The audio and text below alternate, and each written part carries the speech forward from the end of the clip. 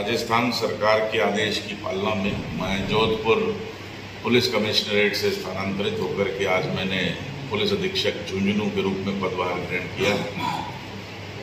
स्वयं राजस्थान सरकार की अपनी प्राथमिकताएं हैं। जो सरकार की अपेक्षा होती है कि गृह विभाग और गृह विभाग का जो अधीनस्थ पुलिस महकमा है उसको पूर्ण करें, तो मेरी निश्चित रूप से जो राज्य सरकार की प्राथमिकताएं हैं वो मेरी भी हैं।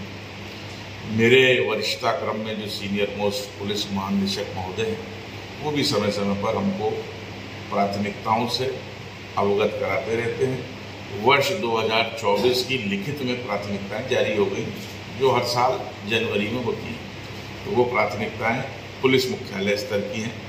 उस पर भी हम खरा उतरें, ये भी मेरी नैतिक जिम्मेदारी है। इसके अतिरिक्त जिला स्पेसिफिक उसकी कंडीशंस को देखते हुए, भौगोलिक स्थिति को देखते हुए जिले के स्तर पे भी कुछ ना कुछ प्राथमिकताएं एसपी के द्वारा चिन्हित की जाती हैं। मैं 3 दिन के अंदर वो चिन्हित कर लूँगा।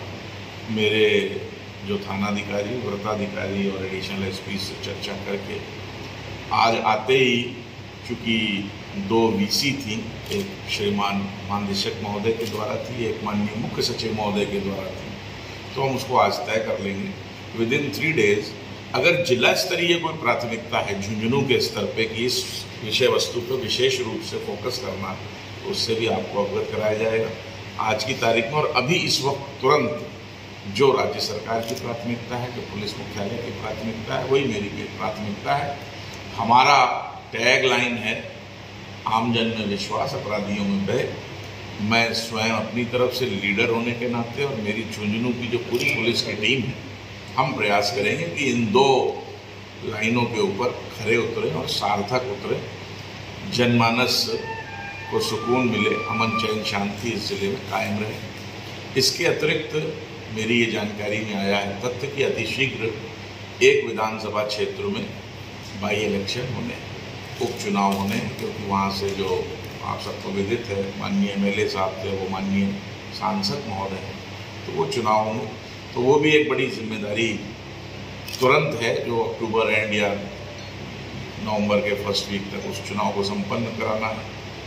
तो जो प्रक्रिया होती है, अभी पूरा प्रदेश विधानसभा लोकसभा चुनाव के दौर से गुजरा है, तो वो भी मेरी प्राथमिकता में रहेगा कि हम बिल्कुल निष्पक्ष मेरिट पे चुनाव संपन्न करा पाए। तुरंत तात्कालिक प्राथमिकता, चूंकि मैं आपसे इसलिए शेयर कर रहा हूँ, 21 तारीख को एक वर्ग विशेष के द्वारा भारत बंद का आह्वान किया गया है, उसके संदर्भ में आज दोनों वीसी थी, तो वो परसों है, वो शांतिपूर्वक हो।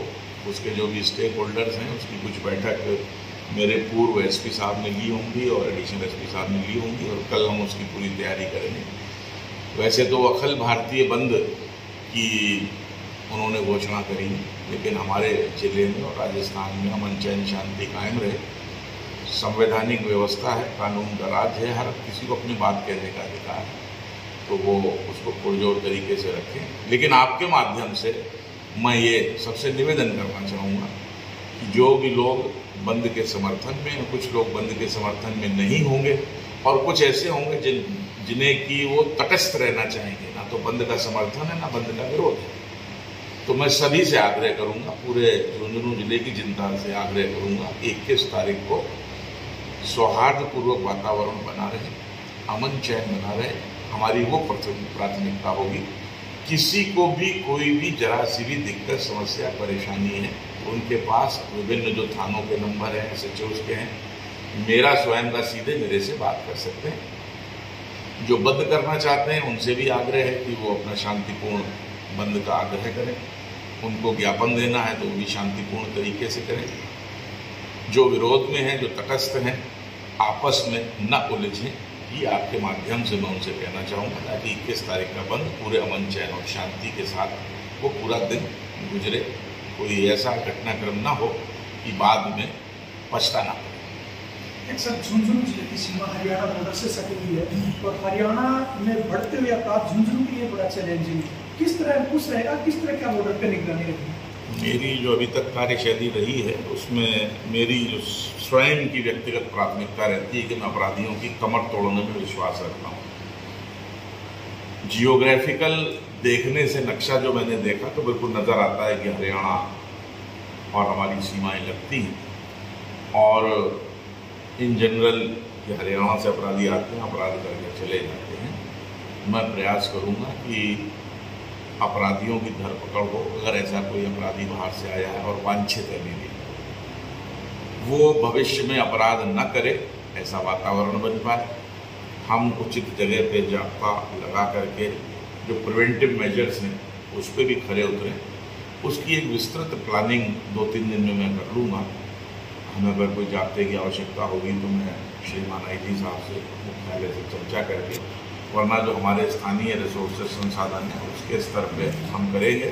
और जो आपका कहना है कि हरियाणा के संदर्भ में, जैसा मैंने अपने पूरी पहले बात कही थी कि जिला स्पेसिफिक कोई प्राथमिकता उसमें से एक ही हो सकती है, हम इस पर पूरी पुरजोर तरीके से कार्य करेंगे। एक सर, लकड़ी तस्कर और तेल तस्कर हरियाणा बॉर्डर पर खासे सक्रिय हैं और कच्चे रास्तों से लगातार वो अवैध कारोबार करते हैं। उन पर अंकुश लगाने को लेकर क्या कुछ योजनाएं हैं? देखिए, अभी मैं जैसा मैंने आपको बताया सीधे मैं 2 VC में था और अब आपसे मुखातिब हूँ। इस संदर्भ में हमारी क्या प्लानिंग होगी, पूर्व में इस जिले में क्या प्लानिंग हो रखी है, क्योंकि अगर समस्या है तो वो चली आ रही है, उस पर कैसे कारगर अंकुश लगाया जाए। मैं एक बार अपने जो मेरी टीम है SHO, COs, एडिशनल SP की चर्चा कर लूँ। मैं विदिन 3 days मैं क्या करूँगा, कैसे करूँगा, उससे भी आपको अवगत कराऊँगा। Thank you.